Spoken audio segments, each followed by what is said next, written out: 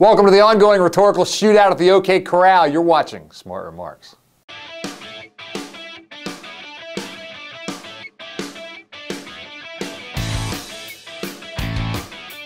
So the gun battle goes on. Here in Lancaster County, we had another front page stories about guns flying off gun store shelves. And I don't know about you, but I've been under assault by conservative friends on Facebook who've been posting all these things about how knives kill people too, and what about hammers? And we're just going to make them illegal too. An outrage!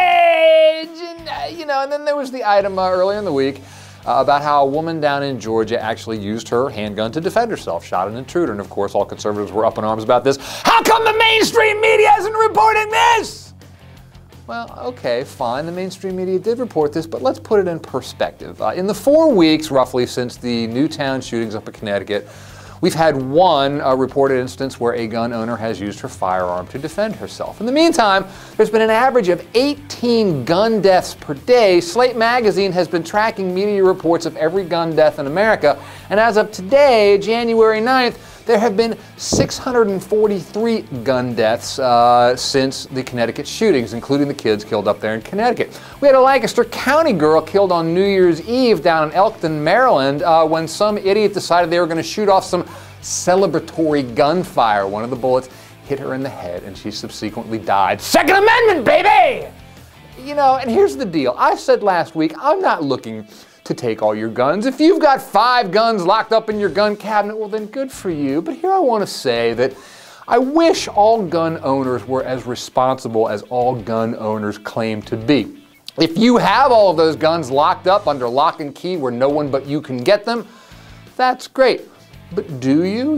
I had a conservative friend of mine say to me this week, what he worries about with all these people going and buying the guns in the wake of all the gun control legislation is that you're going to have people who don't know what they're doing, who don't know about gun safety, who fear they're not going to be able to get one of these weapons, and who now pose a greater threat to themselves, their families, and their communities as a result of all of this, And so what's happening now is hysteria. This hysteria coming on both sides of the coin, because I'll admit that some of the proposed legislation out there is a bit extreme. We referenced Senator Dianne Feinstein's proposal, which is extreme. It would expand the definition of assault rifle. It would impose a $200 tax per firearm. It would require all of them to be registered with the federal government, including location and more. As I said last week, this has very little chance of passing. But what about closing the gun show loophole? What about mandatory safety training for anyone who buys a firearm? What about liability insurance? You can't just go out and buy a car. You have to have a driver's license proving that you know how to operate the vehicle.